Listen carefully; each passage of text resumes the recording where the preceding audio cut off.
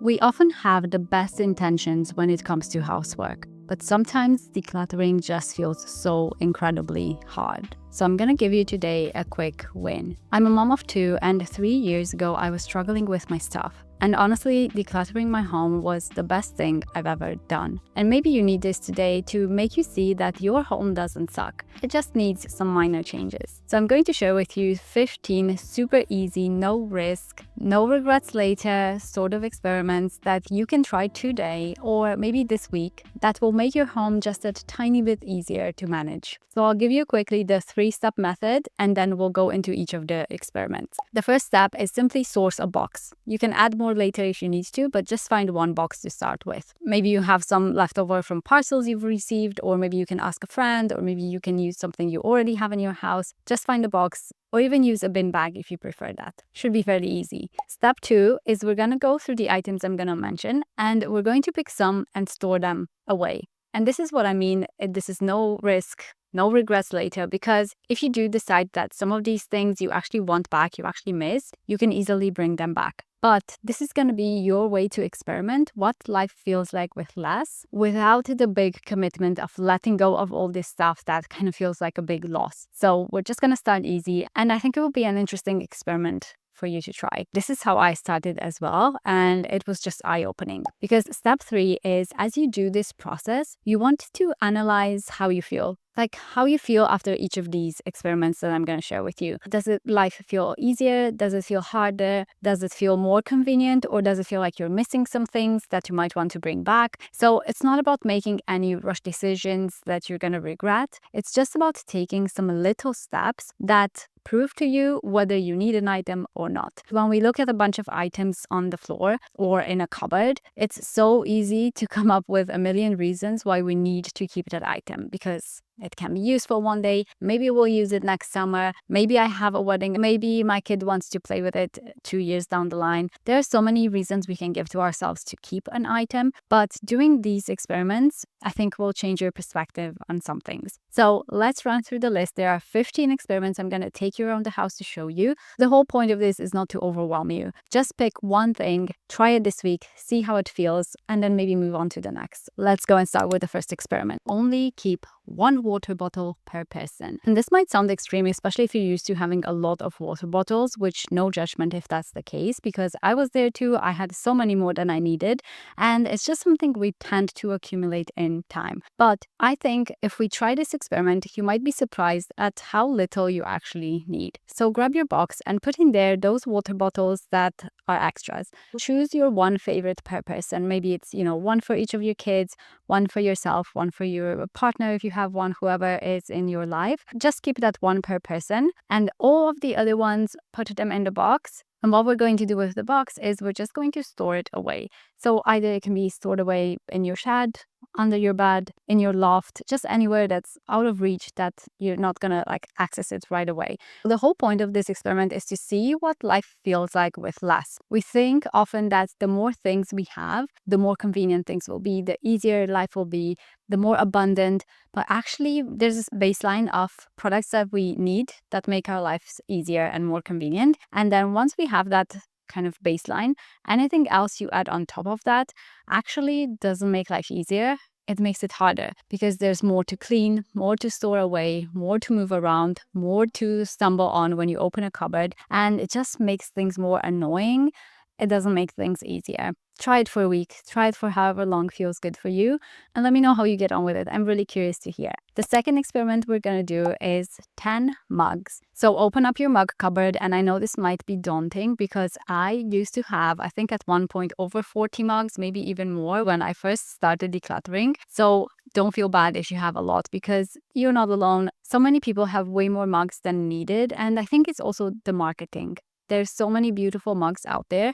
It's almost impossible not to accumulate them. But let's try this experiment. So let's go to the mug cupboard, take all of them out, and choose from your collection of mugs, maximum of 10, obviously depending on how many people are in your family. But I mean, unless you have more than 10 people in your family, you probably don't need more than 10 mugs. I find that I would keep a lot of them because I thought, well, maybe we have guests over, maybe we want to host. And even when that is the case, when we do host people over, we don't usually have more than 10 people in one go. And even if we do, it's very unlikely that all of those 10 people will require a hot drink at the same time. That kind of just in case scenario never really happens for us. I feel like 10 mugs is probably plenty for most of us. So all of the other mugs that are not your favorite, put them in the box and store them away. And all of these experiments that I'm sharing with you should take you like maybe 5 or 10 minutes to do, like to take all of the items and put them in the box. It shouldn't take you too long, and just try to make quick decisions. Don't linger on it. It's not like you're going to regret it later because you're not actually decluttering yet. You're just putting things in a box somewhere else in your house. So it's just an experiment to see how you feel. You're not going to declutter these and then feel bad that now you don't have them anymore, right? If you do need them, if you do miss any of them, if you feel like, oh, actually that was really special, then you can go back and get it. So it's very risk-free. But I'm really curious how you get on with your mug collection. Let me know. I think this will be really helpful to see that actually you can survive with way less mugs than you think you need. And I think if you do this experiment for a lot of these categories I'm about to share, you will be surprised at how much space you actually have in your home and in your wardrobes and in your cupboards, because usually it's not necessarily a lack of space or a lack of storage systems. It's very often just that there's too much stuff. Now, moving on to the next experiment, we're going to look at pots and pans. So let's try for this experiment to keep 4 pots and 3 pans. That's actually the kind of number I've settled on right now, and I realized I have 4 spots on the hob. So any more than that, it's not like I can cook at the same time in all of those pots and pans. I think depending on how big of a chef you are, 4 pots and 3 pans should be plenty. So if you have more than that, pick the ones that you just use on repeat, that you know you use a lot, and pack away the rest of them. Just don't even think it. Doesn't matter how much they cost. It doesn't matter how long you've had them. Just put those away. The ones you know you're not using, the ones you know you don't really gravitate towards, just keep the ones that you do use, that you do find useful. And let's move on to the next experiment. And next up, we're gonna look at the airing cupboard. What we've realized with towels is that we don't need that many. So the experiment we want to do with towels, I think maybe if you challenge yourself to keep 2 towels per person, like 2 bath towels, you might be surprised at how much easier that makes things. That's the amount of towels that we keep right now. And you know what? My airing cupboard used to be so full. I always felt like I just needed to buy more products to organize it, like some containers, or that I just needed to get some new furniture or some new sort of organizing system. And, just try this experiment. Just keep 2 towels per person. Just box away the other ones and see how you feel. And I know we often think, well, it's towels, what if there's a big leak, or I just need a whole bunch of towels to clean a mess. And yes, towels are useful, but how often does a leak like that happen? And if, let's say, something like that does happen, you have a lot of other linens in your house that you can probably use, or you can have other things to use. We've actually been doing this for years and years now. We have 2 small children. There have been accidents and things, but we just have never felt the need for more. So that might be a useful experiment to try. And also while we're here, I think you can try the same with your bedding sets. So for this experiment, just keep 2 bedding sets per bed. We have 1 bedding set that's on the bed in use, and then just 1 other one stored away. And you could get away with keeping just 1 bedding set, I think, especially if you have a dryer. But for us, we do keep 2 because we do not have a dryer, so we only have a washing machine. And that means if I wash the bedding set, I hang it up to dry. And depending on the season, especially if it's not summer, it's not a heat wave, then it takes quite a while for them to dry. And so we need a spare to be able to put on the bed while the other one is in the wash or like drying. But for this experiment, try to keep only 2 sets per bed and put all the other ones in the box or in a bag and store them away and see how it feels. And I think you might be surprised at how empty your airing cupboard is. And actually, we don't keep the bedding sets in here anymore. I just found them a bit faffy in there. We keep the bedding sets under each of the beds that we have because we have a bit of storage under each of the beds.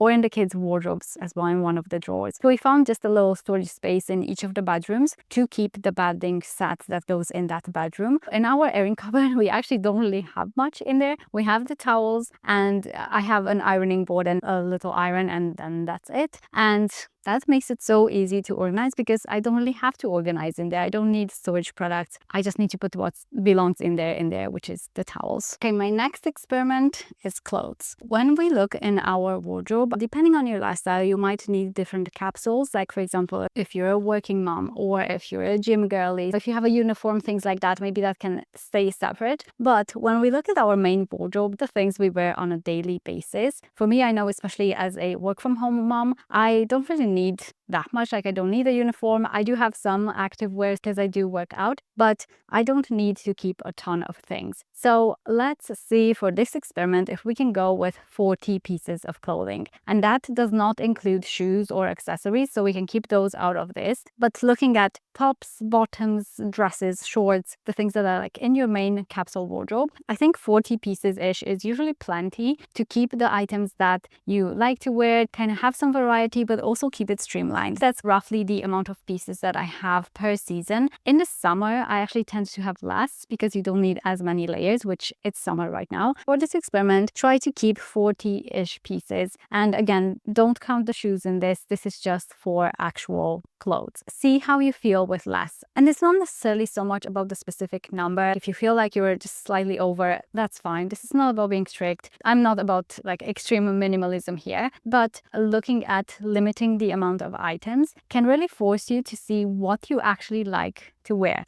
and what you wear on repeat. And that means even when you do go shopping next time, you are more intentional because you already know what's in your wardrobe and especially what you love wearing. So I think that will be an interesting experiment to do. One thing that really helped me with my wardrobe was creating a digital wardrobe as well. I used the free Index app for that. I mention it a lot just because I find it so useful. So if you want to see what's in my wardrobe right now, you can also go on the app and have a look at mine. That's also an experiment you can try with a digital wardrobe if you feel like taking this experiment just kind of up a level. But yeah, just start by boxing or putting in a bin bag some of the things that you just know you're not going to wear for the next like 3 months and see how it feels with less clothes. Now let's move on to the next experiment. Moving on to bathroom products. 2 experiments I think you can try here that might be super helpful. One of them is looking at your makeup product. And for this experiment, we're gonna keep one of each categories. One mascara, one foundation, one eyebrow product, one eyeshadow palette, maybe keep a few lip products if that's something you like to kind of switch up, one bronzer, one highlighter, but just look at your makeup products and pick the ones that you know you're not wearing and also the ones that you know you have a lot of duplicates in, and try to keep one of each. All of the other ones box away and see how it feels with just using that one product consistently. I think what you find with this experiment is also that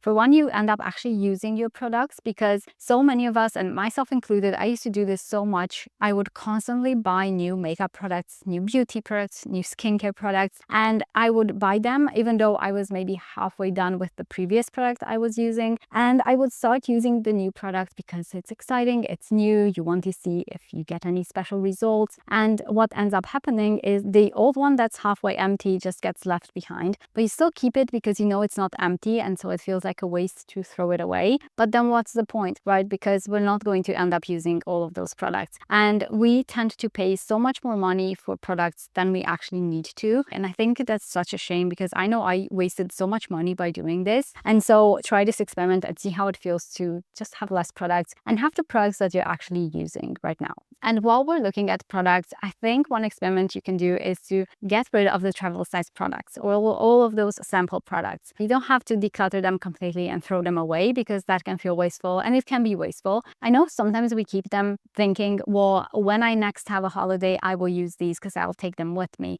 But very often, for one, they might expire by that time, or we'll not find them anymore. We'll end up buying new travel size products. And so what I try to do is to just use them up. What I challenge you to do this week is to pick your travel size products, your sample products, and just use them this week, or get rid of them if you realize they're not actually like serving you very much. Next up, let's look at shoes. And I think for the shoes, maybe we want to keep maximum 10 pairs for the season that we're wearing right now. Down here in the collection that I wear on repeat for the season, I have 3 pairs of trainers, 1 running shoe, and 1 pair of sandals. And that's pretty much it. And all of the other shoes, I have, I think, 2 more pairs that are stored away, like wedding shoes, like high heels. And then I have some boots that I'm not wearing right now. If you reduce the amount of shoes that you have out for yourself to a maximum of 10 shoes, what this ends up doing is it will create so much space in your entryway. It will make it so much easier to organize. You won't feel the need to constantly buy new storage systems for your shoes, and it will feel just much more streamlined. And when you come through your door, you're not going to be greeted by a mountain of shoes that stresses you out. And I think you can probably go with even less than 10, but you don't need to be extreme. You don't need to be a minimalist. This is not necessarily what this is about. It's just about trying and seeing what it looks like with less. And maybe box away the ones that are off season. You don't need to have those out, and box away anything that you don't see yourself wearing for the next 3 months, let's say. See this experiment just for yourself, just for your shoes, and then maybe later down the line you can try it with your kids' shoes or other shoes. For our kids, we actually have way less than that, but yeah, that's one experiment you can try in your hallway. The next experiment in the living room is to remove 50% of your throws and pillows. Depending on how many you have, it might be more or less. Maybe you don't need to get rid of that many, but again, you're not getting rid of them completely. It's just an experiment, putting them away in the box or in a bin bag to see how it feels with having less. Because what I have found with throws and pillows is that they get thrown on the floor a lot, especially when you have small children, and it can be so annoying to be constantly tidying them up, to constantly put them back on the sofa. I still like to have some because it makes it look nice and feel cozy, and I like that feeling, but having way too many just makes it a lot harder. Try to put some of those throws away and see how it feels with less. And while we're here, have a look at remote controls and cables that you don't use. What I realized when I started decluttering is that I had so many that I didn't even know what they were for. And so we stored them away for a while because obviously you don't want to get rid of a cable and then realize, oh my gosh, I needed that for my camera or whatever. But anything that we weren't using on a regular basis, I just stored it away in a box. And then if a few months down the line you don't miss it, it's probably that you don't need it. So look in your living room and see if there are any you can find that you don't truly need right now. Next up, let's look at bags of bags. And I was so guilty of this. I don't know if this is like a Balkan, Romanian kind of thing, but we used to have so many bags of bags, like a whole plastic bag full of plastic bags. And now that I think about it, I'm like, where did I think I would possibly need that many bags? Why would I need to carry 20 bags in one go? We have decluttered a lot of those, and actually we don't keep plastic bags anymore, unless maybe like 1 or 2 if my kid needs it for a school or something. For the most part, what we keep is 5 reusable bags, and then everything else we just declutter so you can recycle them. But for this experiment, if you're not sure about your bags and you're concerned that maybe you get rid of them and you miss them, then just put them away for a while and see how the space, maybe under your stairs or in your kitchen cupboard, wherever you stored those bags, see how that space feels with having much less, because you might be surprised at how much more space there is in there, and it's very likely that you do not need them or that you do not need as many. Next up, we're going to look at your junk drawer. So open it up, I'm sure you know where it is, and have a look and see if you can get rid for this experiment of 50% of the things in there. And now, again, this is a low-risk experiment, so you don't have to throw it away if you're not sure yet. Obviously, if there's wrappers and things you definitely know you don't need, then just throw it away. But if it's things you're not sure of, that's fine. Just try to get as much stuff out of there as you can and box it away and see how that junk drawer feels with less. The junk drawer is usually kind of a utility drawer, like where you keep things like batteries and scissors and all of these things that you actually need, that are actually useful. But the problem is when it's buried under a lot of other things, it just makes it so much harder to use, to find. And so I think you might find this experiment helpful. For this next experiment, just take a piece of paper and one of the containers with pens or markers or whatever you use around your home. It doesn't have to be all of the ones in your home, just pick one. And even while you're watching this or when you get a chance this week, just try them out and see, do they actually work? Are there any that are dried up? Throw away any that are empty, any that are like almost done and you know they're not going to use anymore. And this can be such a quick, easy win. It will make more space and they won't get as frustrated as well when they're trying to use them. And my next experiment for you is to go on your phone and open up your email app and look at the emails you received in the past week. From those emails, take about 10 or 20 emails that you got from like marketing campaigns that maybe you're not interested in, maybe you have outgrown because maybe you signed up for things like a long time ago and you just don't need them anymore, or you don't want to be tempted to buy a lot of products this month. So go through those emails and pick 10 to 20 to unsubscribe from. And that will clear up your inbox so much. And it also kind of makes you more of an intentional shopper when you're not constantly bombarded with things you don't actually need or you're not interested in anymore. Let me know which one of these experiments you're going to try this week. I'm really curious how you get on with it. So please come back and let me know. Thanks so much for hanging out with me today, and I'll see you in my next one.